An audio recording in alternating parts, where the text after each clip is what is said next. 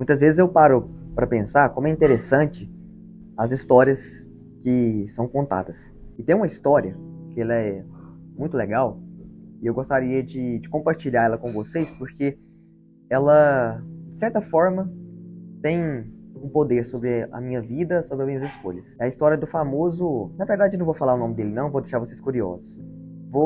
Depois eu conto. Vamos lá. É a história de um homem que ele era o 11º filho de 12. E a questão é que esse menino, ele era diferente. Ele era um menino sonhador. O problema é que os seus sonhos não eram bem vistos pelos seus irmãos mais velhos. Talvez também pela falta de conhecimento dele, por ser muito novo, ele contava esses sonhos e isso gerava inveja e intriga entre sua família. Até mesmo seus pais duvidavam que ele poderia realizar os sonhos pelo qual ele desejava. É interessante que certo dia o seu pai deu um presente especial para ele. Esse presente ele foi um marco na vida dessa pessoa. A questão é, como ele foi presenteado pelo seu pai, os seus outros irmãos não gostaram desse presente. E aí, quando ele foi todo feliz, todo animado, compartilhar que ele ganhou um presente com a sua família, eles não gostaram, eles planejaram o mal contra aquele jovem sonhador. A questão foi tão séria que eles simplesmente pegaram aquele menino e jogaram num poço, num buraco no chão. E agora? O que seria daquele menino sonhador? Ele que sonhava que estaria no topo das alturas. Naquele momento, ele se encontrou no mais profundo abismo. E detalhe, enquanto estava no fundo do poço, ele escutava sua própria família, seus irmãos, planejando, talvez até matá-lo. Mas, por providência de um ser superior, um daqueles irmãos falaram assim: não, a gente não pode matar o sonhador, nós temos que vendê-lo, então vamos vender como escravo. Então, por providência de Deus, uma caravana de escravos, passava ali perto, e essa família, então esses irmãos, venderam o sonhador para essa caravana.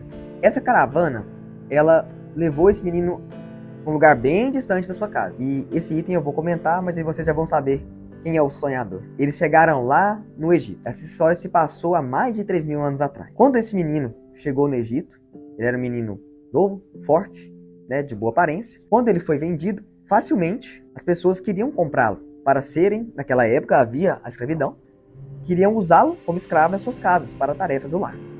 Então ele foi comprado. Só que também por providência, um homem bom, um soldado do Império do Egito, comprou aquele menino e colocou ele trabalhar dentro da sua própria casa.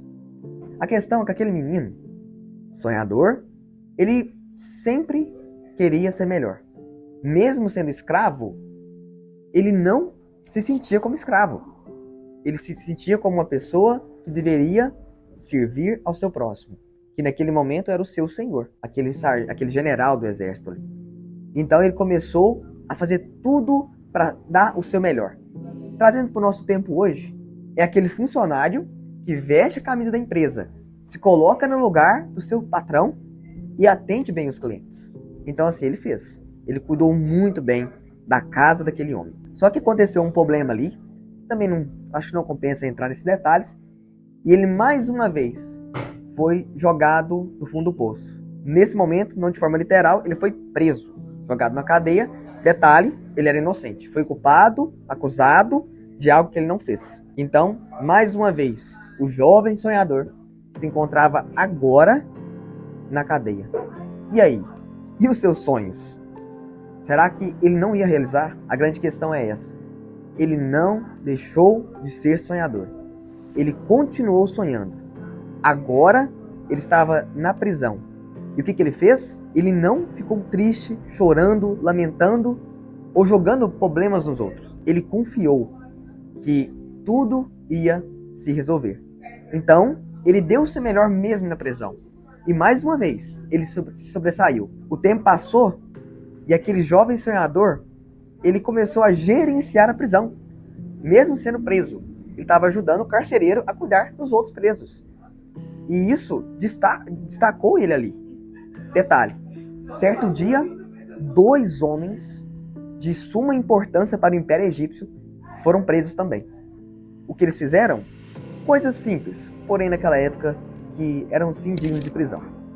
A grande questão é, aqueles 2 homens acordaram muito assustados certo dia. E aquele jovem sonhador percebeu que aqueles homens estavam tristes, confusos e preocupados, ansiosos. E o sonhador, como uma boa pessoa, foi ao encontro desses dois homens. Detalhe, não por coincidência, mas por providência, ambos haviam sonhado. E aquele jovem sonhador que lá atrás sonhava sonhos de grandeza, ele estava ali naquele momento agora, ajudando outras pessoas a entenderem os seus sonhos. Ele sim ajudou. O problema é que um teve um sonho que se realizou para o lado positivo e o outro para o negativo. Vamos lá. O negativo, ele foi morto pela sua ação. E o positivo, ele retornou ao seu cargo no império, ao lado do grande faraó do Egito naquela época. Tudo bem. Mais 2 anos se passaram. E aquele jovem sonhador continuava ali na prisão, mas sempre fazendo o melhor. Sempre vestindo a camisa e ajudando as pessoas. E claro, não deixando de sonhar. Até que certo dia, o homem mais poderoso daquele império também teve um sonho. E quando eu falo sonho, gente, é literal. E aquele homem ficou muito preocupado, né? O faraó ficou muito preocupado, muito ansioso. E ele precisava que alguém ajudasse ele a interpretar o seu sonho. Então ele chamou toda a sua corte e ninguém ajudou ele.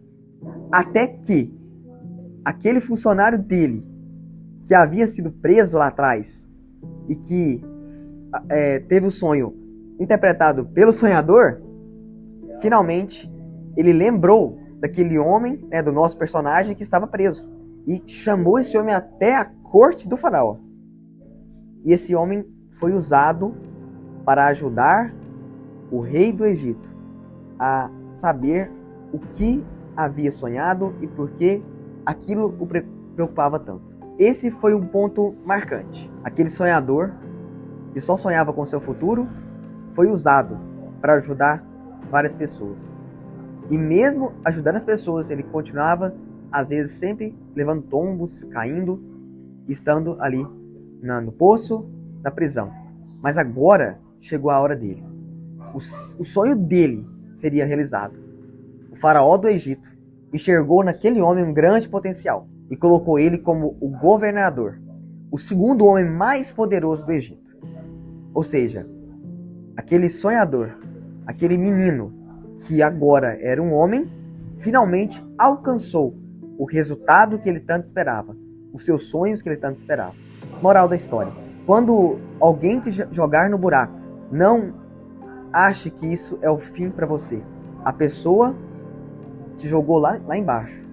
Porém, lembre que Deus está com você. E só uma observação: para você ter uma árvore frutífera, qual que é a primeira coisa que você faz?